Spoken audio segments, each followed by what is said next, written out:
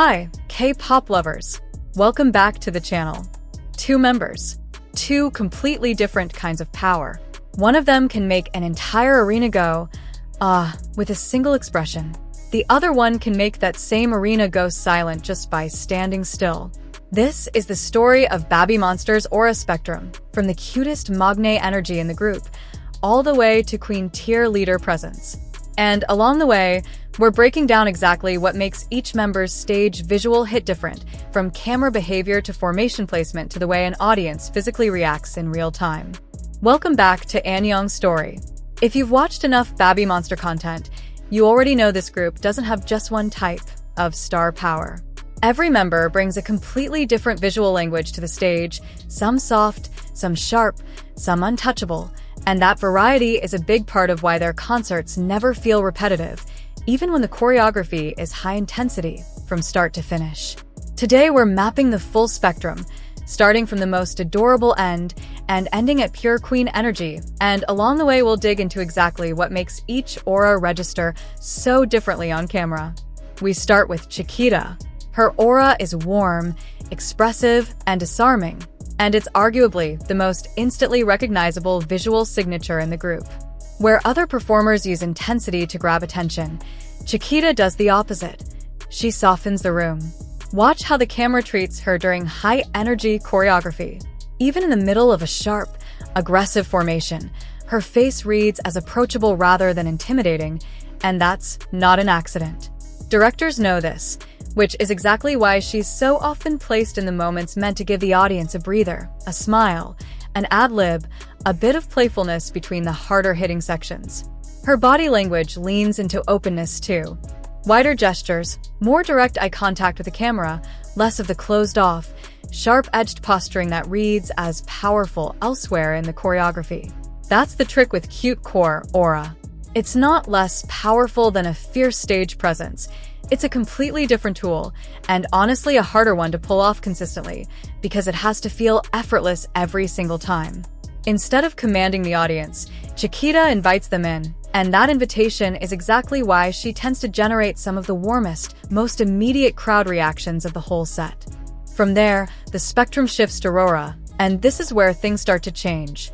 Rora's default energy reads playful, quick expressions, natural charisma, the kind of presence that feels effortless on camera. But unlike pure cute core, there's an edge underneath it. In sharper choreo sections, her expression can flip from bright to intense in a single beat, and that contrast is what makes her segments so watchable. She's not locked into one register the way a purely cute performer might be. She can toggle between playful and sharp depending on what the section demands, which gives directors a lot of flexibility in how they frame her. Visually, she tends to get framed in moments that reward quick cuts, fast camera work that matches her energy rather than lingering wide shots built for stillness. It's a style built for someone whose aura moves fast, and it also means her visual impact often lands in short, punchy bursts rather than sustained, held moments. Next comes Annyeong, who brings a different kind of brightness, one that's expanded noticeably as her stage presence has matured. Where her earlier stages leaned fully into youthful, high-energy visuals, more recent performances show a performer who's learned to hold the camera rather than just react to it. Her expressions still carry that natural brightness, but there's more control now, more intention behind each movement. You can see it in how she handles center positioning, less reliance on big, obvious expressions, and more use of subtle timing, letting a beat land visually before moving to the next. That's the visual marker of a member climbing the spectrum. The aura doesn't disappear, it just gets sharper edges. As the group center in several formations, she's also become a kind of visual anchor point, someone the camera naturally returns to even when she's not the one performing the most technically demanding part of the choreography. Right at the midpoint sits Asa, a member whose aura genuinely shifts depending on the concept, and that adaptability is exactly what makes her segments interesting to break down. In brighter, more colorful eras, her presence leans soft and approachable, similar to the earlier members on this list. Open expressions, lighter body language, a visual tone that matches the concept's overall mood. But drop her into a sharper, more powerful concept, and the same performer reads completely differently. Tighter lines, more deliberate expressions, a visual weight that wasn't there before. Her rap deliveries in particular tend to carry a different kind of intensity, more grounded, more controlled, compared to her vocal or dance-focused sections. That range is rare, and it's exactly why she sits at the center of the spectrum instead of one end or the other. She's proof that aura isn't fixed to a performer. It's closer to a costume a performer can put on or take off depending on what the stage demands of them in that moment. Then we cross fully into powerful territory with Ruka. Her visual signature is precision. Every line, every angle of her performance looks deliberate. Nothing feels like an accident, and that's what separates sharp from truly powerful on camera. An audience trusts a performer who looks like she's fully in control of every movement, and that trust is exactly what reads as power. Her background as the group's main dancer shows up constantly in how clean her transitions are. There's rarely a wasted movement, which makes even small gestures look intentional and weighted. Formation-wise, this is the kind of energy directors put in positions built for impact, the beats where the choreography hits hardest, and the camera needs someone who can sell that impact without overacting it. Ruka's aura doesn't ask for attention the way brighter, more expressive auras do. Her control demands it instead, which is a completely different kind of magnetism. Which brings us to the end point of the spectrum, Farida. Her aura is commanding, composed, and magnetic without ever looking like she's trying, and that effortlessness is precisely what makes her read as queen rather than just powerful. Where Chiquita's warmth invites the audience in, Farida's presence does the opposite. It holds them at a respectful distance, and that distance is exactly what reads as authority.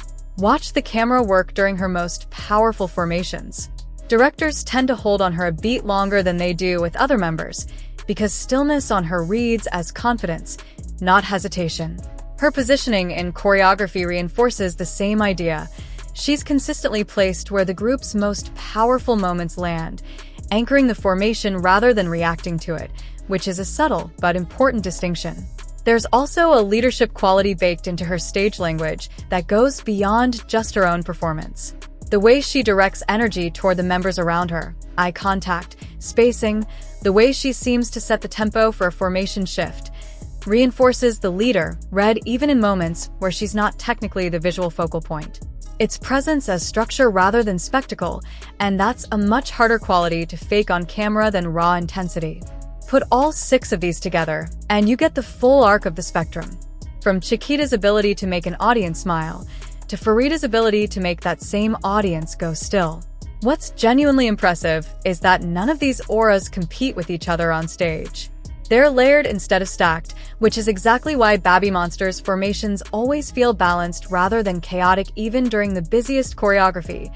You get the warmth, the playfulness, the growing control, the adaptability, the precision, and the command, all in the same 8-minute stage. It's also worth noting how much the spectrum has shifted even over the group's relatively short career. Members who leaned almost entirely on one type of aura early on have visibly expanded their range, which is part of why comeback-to-comeback comparisons are so fun to make. The same performer can look like a completely different visual presence a year or 2 later. That kind of growth is honestly one of the more underrated storylines in how this group has developed. This kind of range is also exactly what's showing up on the current world tour. A setlist built around a single aura would flatten out fast over a 2-hour show, but because the 6 members sit at different points on the spectrum, the show naturally breathes. A soft, playful section can lead straight into something sharp and commanding without ever feeling like a tonal whiplash. That's not something choreographers stumble into by accident. Formations, camera blocking, even lighting cues are built around where each member's aura naturally lands, which is part of why certain transitions in the setlist feel so satisfying to watch live versus just hearing the tracklist on paper. There's a broader lesson here too about how visual actually works in a performance context. It's tempting to think of stage presence as one sliding scale from weak to strong, but that's not really what's happening across these 6 members. Cute core isn't a lesser version of commanding. It's a different visual language entirely, built on openness instead of distance, invitation instead of authority. The reason this spectrum works as a video concept at all is because every point on it is a legitimate form of star power, just aimed in a different direction. A performer who can only do one register eventually becomes predictable to watch. A performer who can shift across the spectrum, the way a few of these members increasingly can, ends up being the most compelling to watch precisely because you can't predict which version of them is about to show up next. So, which member's aura hits hardest for you?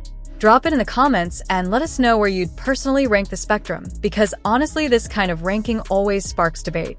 And if you want the next video to rank stage presence by song era instead of by member, comparing, say, how the group's aura as a whole shifted from their earlier, brighter title tracks to the sharper concepts they're leaning into now, let us know that too. If you're new here, this is Annyeong Story. Subscribe for more BABYMONSTER breakdowns every week. Annyeong!